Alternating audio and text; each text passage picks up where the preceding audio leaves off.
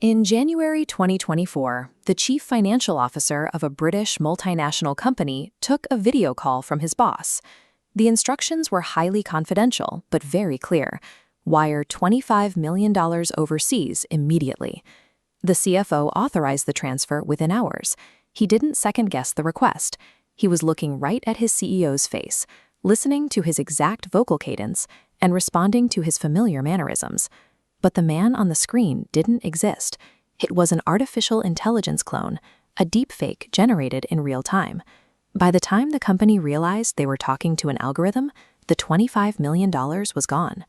For thousands of years, our brains have relied on a simple rule: seeing is believing.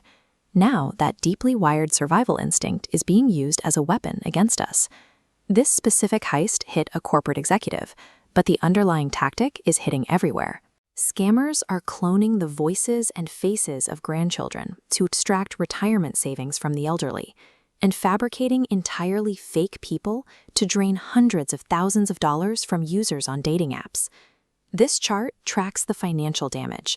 Between 2022 and 2023, deepfake fraud spiked by over 3,000%, draining more than $1 billion from victims in a single year. Federal law enforcement agencies are tracking this surge, and their analysts project these losses will multiply exponentially by 2025. The technical barrier to execute these crimes has collapsed. Software that used to require a computer science degree is now available to anyone for a few dollars. To build a digital clone, criminals first need raw material. They scrape this directly from public social media profiles, downloading years of your photos, videos, and audio clips. They feed that media into a deep learning algorithm, an AI that analyzes physical patterns. It studies the specific geometry of your face from thousands of different angles, mapping exactly how your eyes, nose, and jawline move together. Once the system understands your facial structure, it performs a face swap.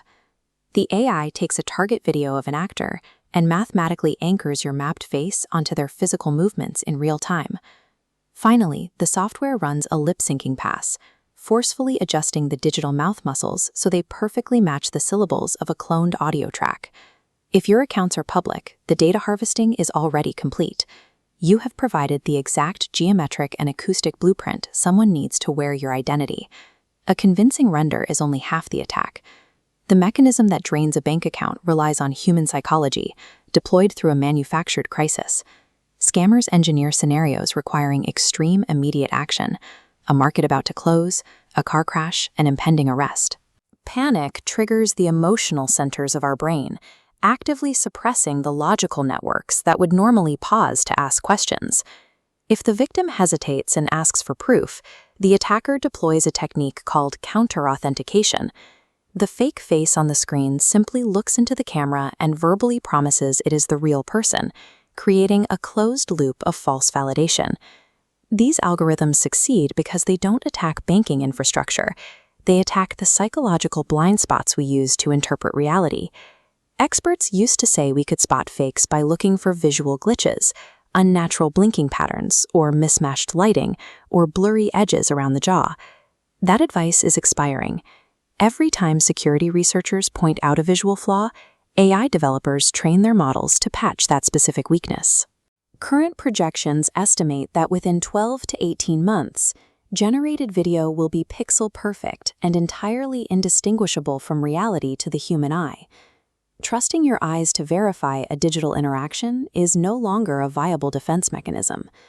Beyond the financial loss, victims report a severe breakdown in their ability to process digital interaction.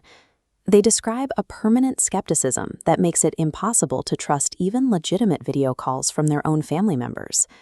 This creates a paradox in how we establish facts.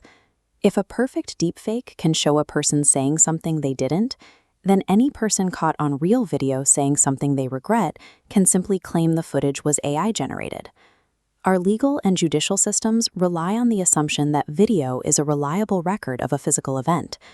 As that certainty dissolves, the ability for courts to hold individuals accountable using visual evidence disappears with it. International lawmakers are attempting to create a technical standard for authenticating real footage, but the speed of software development continues to outpace regulation. When visual evidence can no longer distinguish between a recorded event and a programmed one, the concept of a public record moves from being a matter of fact to a matter of opinion. Operating in this environment requires a shift in basic protocol. We have to treat every digital request as a claim that remains unverified until it is confirmed through a second independent channel. If you receive a video or audio call requesting urgent financial action, you must actively break the psychological loop. Do not argue, do not ask for proof, just hang up. Immediately call that person back using a known, trusted phone number saved in your contacts.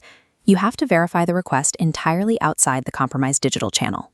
You can also starve the algorithms of their training material by shifting your public social media profiles to private, cutting off the supply chain of your personal data. When the screens in front of us can generate perfect illusions on demand, true security comes from replacing visual trust with rigid behavioral verification.